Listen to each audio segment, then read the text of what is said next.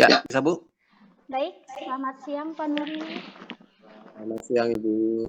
Apa kabar Pak? Baik, sehat Bu. Baik, sehat. Salam sehat selalu ya Pak. Baik Pak, Iya. pada siang kali ini kita akan saling berkolaborasi, saling berdiskusi terkait hal yang kemarin sedang viral, yaitu kemarin itu kan selama kurang lebih 2,5 tahun kita melakukan pembelajaran secara online atau terbilang PJJ gitu ya Pak Nuri ya. Nah, Ya betul sementara Bu. sekarang sudah kembali lagi ke offline. Tentu banyak hal yang pasti terjadinya perubahan ya Pak ya, dari baik itu dari guru maupun dari karakter siswa itu sendiri, peralihan dari online ke offline. Nah, kira-kira menurut Bapak itu apa saja sih hal-hal yang terjadi dalam peralihan dari sistem pembelajaran dari online ke offline, Pak? Ya, tadinya dalam pembelajaran online itu kan kita bisa bertatap ya dalam offline itu ya. Jadi antara guru dan murid bertemu. Nah, di sini karena masa pandemi COVID, untuk sistem pembelajaran kita menggunakan online. Nah, penggunaan online ini banyak kendala-kendala yang diterima atau didapatkan pada peserta didik jika dengan guru-guru yang memberikan materi. Nah, ini yang tidak menjadikan efisien dalam belajar di sekolah kita. Ya kameranya agak ke belakangan Pak, karena itu terlalu kedekatan. Nah, oke, jadi menurut Bapak Ya. seperti itu ya. Jadi kalau berkaitan dengan karakteristik siswa itu sendiri dari peralihan online ke offline seperti apa Pak? Misalnya dilihat dari disiplinnya, disiplin siswa yang dimana biasanya kita kalau online itu kan mereka lebih terlihat santai ya Pak ya, karena bangunnya biasanya agak siang. Nanti buka materinya, nanti ngerjain tugasnya seperti itu.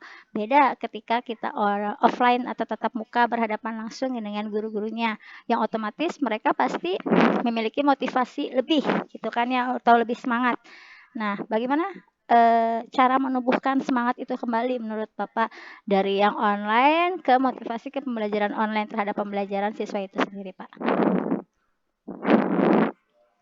Mungkin kita bisa memotivasi mereka dengan cara kita mungkin dengan metode pembelajaran kita dengan mereka agar mereka punya semangat ya seperti itu. Mungkin dengan kita berikan selingan-selingan untuk pembelajaran secara online ini kepada mereka agar mereka memiliki semangat.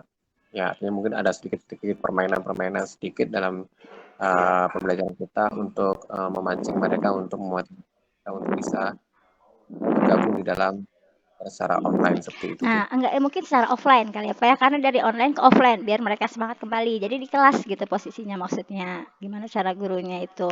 Terus mungkin juga dengan memberikan tauladan atau contoh pada siswa itu ya, Pak ya.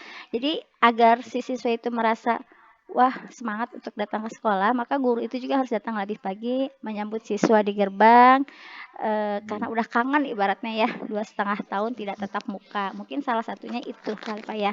Selain juga yang Bapak sebutkan tadi secara offline itu dengan memberikan ice breaking atau pembawaan pembelajaran yang menarik di kelas gitu ya Pak ya. Ya, Ya, jadi tema kita kali ini adalah peralihan pembelajaran dari masa online ke offline seperti itu ya Pak Nuri. Nah, adakah dampak pembelajaran online yang telah kita lakukan selama COVID-19 kemarin, baik itu dari segi nilai positif maupun negatifnya itu seperti apa Pak menurut Bapak? ya. Jadi kalau untuk pembelajaran itu sebenarnya bagi saya masih kayak lebih terus makan lebih banyak kekurangannya Bu kalau menurut saya karena banyak kendala-kendala yang mereka terima dalam saat pembelajaran tersebut. Jadi kurang istilahnya kurang klop lah atau kurang pasti dalam pembelajaran seperti itu Bu. Kenapa Seperti dikatakan itu. kurang klop Pak secara online kemarin? Ya karena di sini siswa merasakan bosan ya istilahnya dalam pembelajaran seperti ini. Jadi mereka kangen ya dengan teman-temannya, istilahnya bisa berdiskusi dengan teman-temannya, artinya bisa bertanya pada temannya atau bisa bertanya dengan juga gurunya juga, ya bisa menanyakan kalau misalnya mereka ngalamin kesulitan dalam belajar, mereka bisa berdiskusi dengan gurunya juga, dengan temannya juga seperti itu. Iya, jadi kalau Ini secara yang lebih online itu yang kekurangannya atau minimalisirnya yang sering terjadi ya Pak ya. Sementara kalau secara offline kan kita bisa berinteraksi siswa satu sama lain, membentuk sebuah kelompok sehingga terjadi kolaborasi, terjadi interaksi baik dengan antar siswa maupun antar guru gitu ya Pak ya. Nah, kalau untuk betul. kekurangan secara online itu sendiri menurut Bapak seperti apa? Kalau Kekurangan dari mana, Bu? kelebihannya, kelebihan, maaf. Kelebihan apa, Bu? Yang pembelajaran online tadi. Kalau tadi kan kekurangannya kita sudah jabarkan. Nah, kalau segi negatif atau kekurangan atau segi positif atau segi kelebihan dari online itu sendiri apa?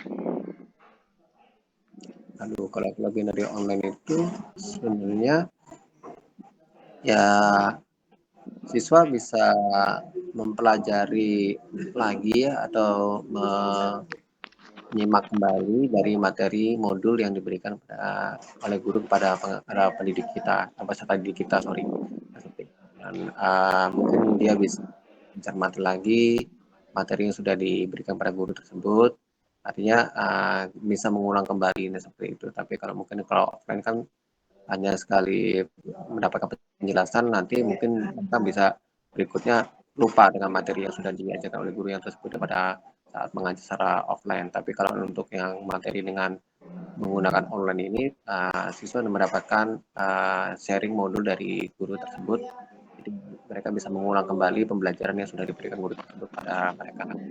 Oh, kalau menurut saya sih offline juga sebenarnya malah lebih mudah ya Pak. Kita meminta langsung kepada guru tersebut modul-modul atau catatan-catatannya itu Pak ya, kalau menurut saya. Tapi kalau lebih ditekankan pada digitalisasi atau teknologi, perlu saya tambahkan mungkin kelebihannya itu siswa jadi sedikit lebih melek teknologi yang tadinya mereka tidak mengenal namanya Zoom, Google Meet seperti ini. Akhirnya ketika online mereka diperkenalkan dengan yang namanya dunia maya. Oh, ada Zoom. Oh, pembelajaran dilakukan secara Google Meet seperti itu. Kemudian juga adanya namanya Google Classroom. Bahkan ada sekolah yang menggunakan LMS atau e-learning. Mungkin salah satu kelebihannya itu juga kali Pak ya. Ya, itu sebenarnya sih kelebihan dari itu. Tapi menurut saya Bu, artinya di sini siswa belum banyak menguasai dari aplikasi-aplikasi tersebut ya Bu ya, seperti Google Meet, Zoom, dan kayak gitu. Ada yang bisa menguasai aplikasi tersebut, ada yang bisa menguasai. Ya, artinya ini perlu saat pada online itu perlu disosialisasikan oleh guru pengajar bagaimana mereka bisa menggunakan aplikasi Zoom atau menggunakan aplikasi Google Meet. Nah, iya disitulah kelebihannya. Jadi mendorong mereka untuk jadi lebih tahu tentang pemrograman aplikasi-aplikasi tersebut. Tentu saja adanya pengarahan dari guru-guru sebelumnya seperti itu, Pak. Baik, refleksi kita untuk pada peralihan pembelajaran online ke offline kali ini itu, jadi apa yang Bapak tangkap gitu dari pembicaraan kita? Kesimpulan refleksinya itu, Pak. Menurut saya sih uh, nama online ini ada juga kekurangannya.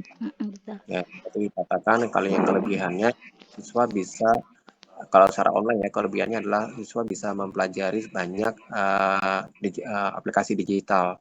Jadi mereka banyak belajar bagaimana cara menguasai aplikasi digital. Tapi kekurangannya adalah siswa tidak bisa memahami atau tidak mengerti dari penjelasan yang diberikan secara online. Nah, seperti itu, Oke, Bu. oke, baik Pak.